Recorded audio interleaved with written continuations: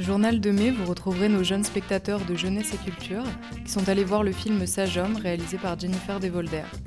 Rendez-vous ensuite sur la ferme expérimentale INRAE Aster de Mirecourt pour découvrir le principe d'élevage des vaches nourrices. Nous partirons dans l'espace avec l'exposition Cosmos à la Lune en parachute. Vous verrez le dernier épisode du projet Silence on tourne avec les jeunes de Contrex-et-Ville. Et nous nous quitterons avec une archive dénichée dans le tiroir d'Images Plus, l'ancêtre de Vosges Télévisions.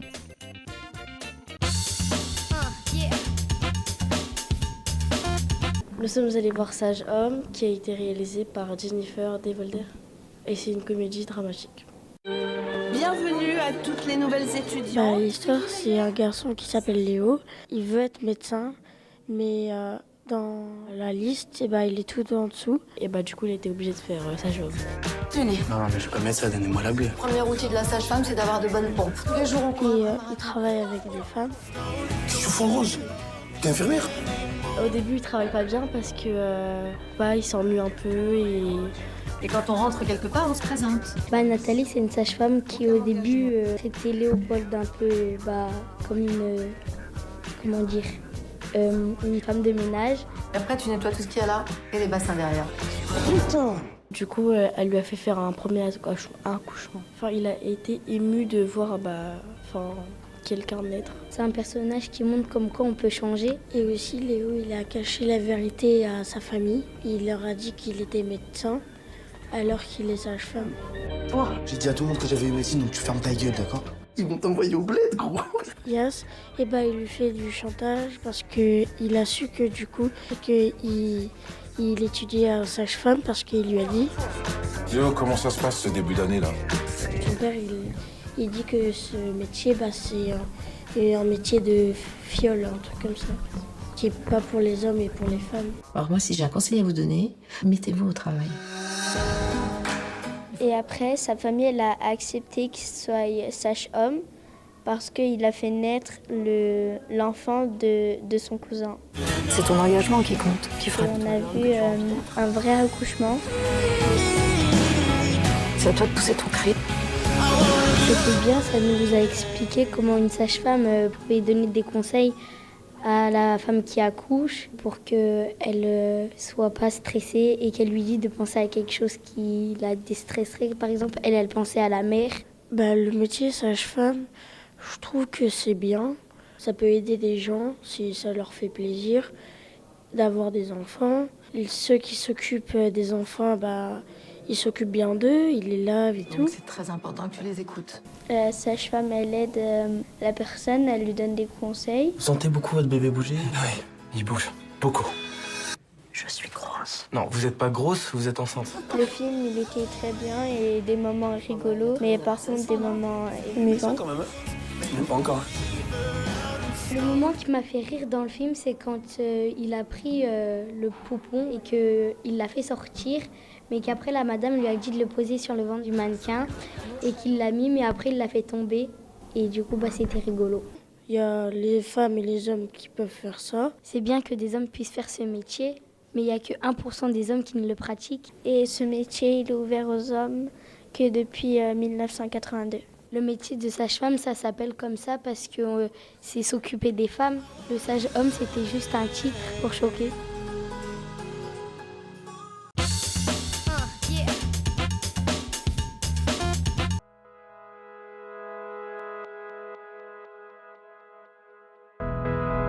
Sur l'installation expérimentale Aster, située à Mirecourt dans les Vosges, l'ensemble du troupeau laitier est élevé en système herbagé intégral depuis 2016 et nourri exclusivement avec la production des prairies, sous forme de pâturage, d'avril à novembre, puis de foin et de regain durant l'hiver, sans aucun apport de concentré, de céréales ni d'aliments fermentés. Ce système herbagé repose sur la combinaison de différentes techniques d'élevage, le pâturage tournant, la monotraite, les vélages groupés, les croisements de races pour disposer d'animaux plus rustiques et adaptés au pâturage intensif, et le recours à des vaches nourrices pour élever les veaux. L'élevage par des vaches nourrices concerne uniquement les veaux femelles, c'est-à-dire celles qui renouvelleront le troupeau laitier une fois devenus adultes. Cette technique permet en effet de faire véler les génisses à 2 ans et de réduire ainsi le nombre d'animaux improductifs sur la ferme. Comment pratiquons-nous l'élevage des veaux sous nourrice à Astère-Mirecourt ? Avant de nous lancer, nous avons longuement échangé avec les éleveurs de l'ouest de la France et en particulier ceux du groupe Herbe de la Chambre d'agriculture du Finistère qui ont été les premiers à tester cette conduite d'élevage. À Mirecourt, chaque vache nourrice se voit confier 2 à 3 veaux qu'elle élève pendant 7 à 8 mois. Les vélages sont groupés en fin d'hiver sur les mois de février, mars et avril pour favoriser les adoptions. Après leur naissance, les veaux restent avec leur mère pendant 24 heures, puis ils sont placés dans la nurserie et nourris avec du lait produit sur la ferme en attendant l'adoption. Nous procédons à l'adoption lorsque nous disposons de 3 jeunes veaux femelles et d'une vache prête à devenir nourrice. Donc on se trouve ici devant la stabulation des génisses et plus particulièrement devant un box qui va nous servir à réaliser les adoptions. Alors comment est-ce qu'on procède ? Donc la vache qui est sélectionnée pour être future nourrice sera descendue la veille au soir, aux alentours de 17 h. L'adoption en elle-même sera donc réalisée le lendemain matin en fin de matinée. La nourrice sera donc isolée dans sa case, seule. Les 3 veaux lui seront présentés en une fois. Et après, les animaliers présents, donc un ou plusieurs agents, selon le comportement de la vache, vont l'observer et puis vont décider soit de la bloquer au cornadi parce que la vache n'aura pas adopté ces 3 veaux, ou alors l'adoption se passe d'elle-même et puis la vache laisse téter les veaux. Ça, c'est une phase qui est plus ou moins rapide selon les animaux. Parfois, on a déjà eu des échecs, parfois on n'en a pas. C'est vraiment lié à l'individu. Mais c'est vraiment on va dire la première demi-journée qui est relativement cruciale. Alors, je précise juste que l'adoption en fait n'est effective qu'une fois que la vache laisse téter l'ensemble des veaux qui lui ont été présentés. Soit l'adoption est immédiate, la vache se laisse faire d'elle-même, soit ça peut durer parfois 3-4 jours où effectivement matin et soir, du coup il faut la présence des animaliers pour permettre aux veaux de téter. Dès que la météo est favorable, généralement courant avril, les nourrices et leurs veaux sortent des bâtiments pour aller au pré. Elles passent environ 7 mois au pâturage. Des parcelles disposant d'abris naturels, tels que des haies ou des arbres, leur sont réservées afin de fournir aux jeunes veaux des moyens de protection contre les intempéries, en particulier en début de saison de pâturage. En novembre, c'est la rentrée en bâtiment pour le sevrage, c'est-à-dire l'arrêt de l'allaitement des veaux. Le sevrage est réalisé progressivement. Des contacts visuels et sonores sont maintenus pendant 1 à 2 jours pour diminuer le stress de la séparation entre les veaux et leurs nourrices. Après avoir été sevrées, les génisses sont élevées en groupe durant l'hiver. Elles retournent au pâturage au printemps suivant, où elles sont inséminées à partir du mois de mai. Différentes mesures expérimentales sont réalisées afin de suivre avec précision la croissance et l'état de santé des veaux élevés sous nourrice.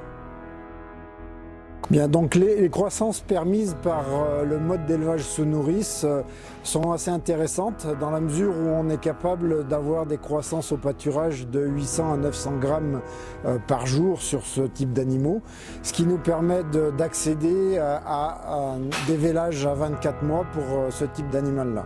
Alors pour permettre ces croissances-là, on fait des mesures régulières au sein de notre ferme expérimentale et on a pu montrer que quelle que soit l'année, grosso modo, jusqu'à 6 mois, les croissances sont à peu près identiques d'une année sur l'autre et dépendent en fait de la production laitière des mères. Par contre, sur la dernière phase de pâturage à l'automne, les croissances sont dépendantes de la qualité de l'herbe qu'on va pouvoir offrir aux animaux.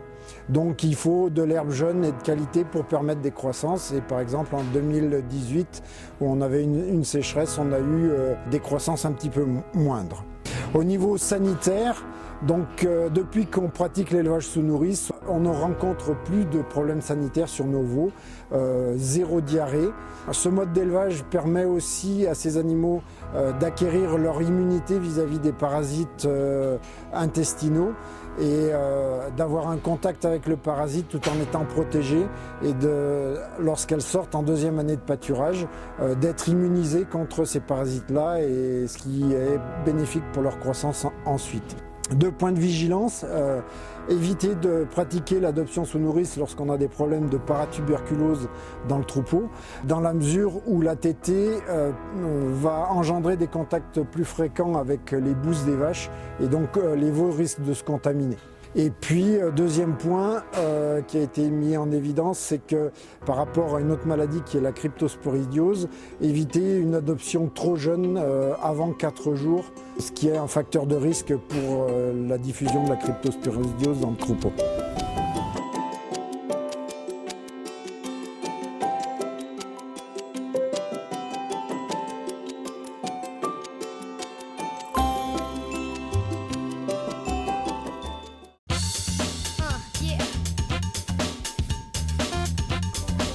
Nous sommes allés visiter l'exposition Cosmos à la Lune en parachute.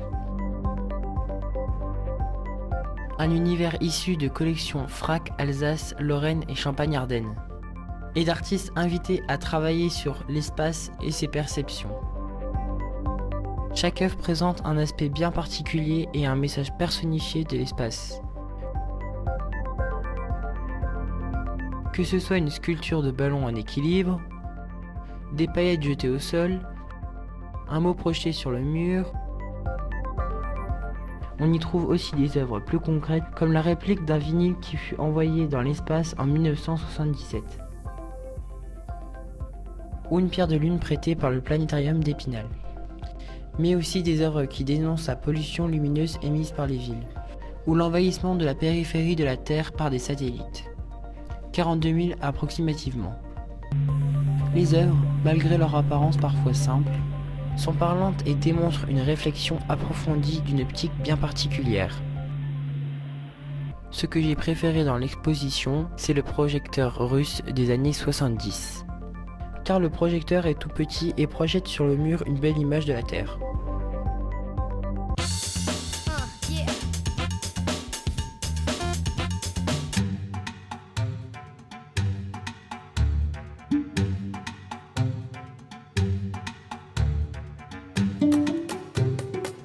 Excusez-moi, mais je suis un peu perdu. Vous faites du rallye? Tu as peur? C'est normal d'avoir peur. Mais je suis l'élu. Je reviendrai. Bonsoir. Bonsoir, sergent.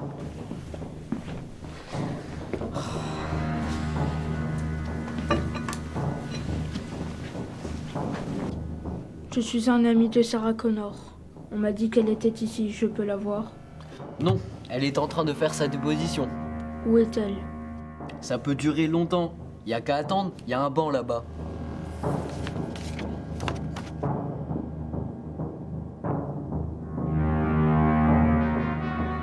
Je reviendrai.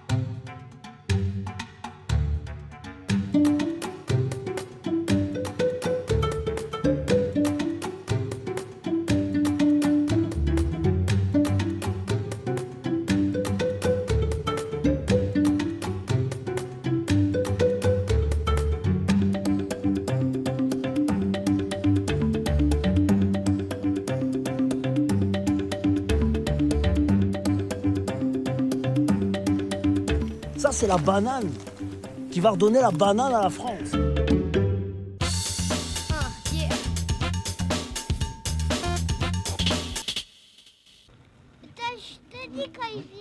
Romain, Mathieu, Vanessa et les autres sont bardés comme des gladiateurs des temps modernes.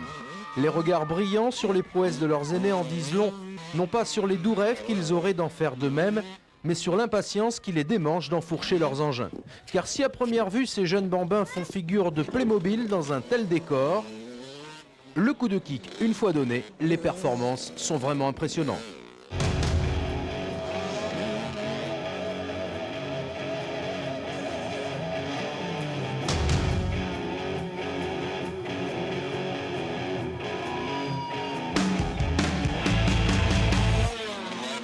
Ils ont entre 6 et 11 ans et participent à un stage d'une semaine avec le motoclub spinalien. Le matin, donc, on fait des sports complémentaires, c'est-à-dire natation, sport collectif, donc pour qu'il y ait une bonne symbiose au niveau du groupe.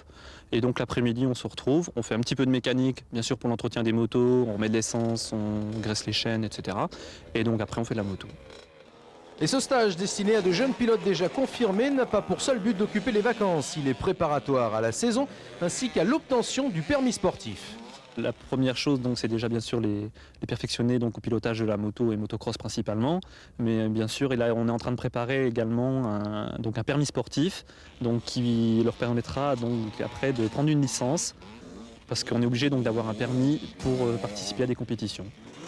Un stage qui revêt donc une importance particulière puisque l'épreuve du permis se déroulera ce dimanche avec la partie théorique le matin, puis les aspects mécaniques et pratiques l'après-midi.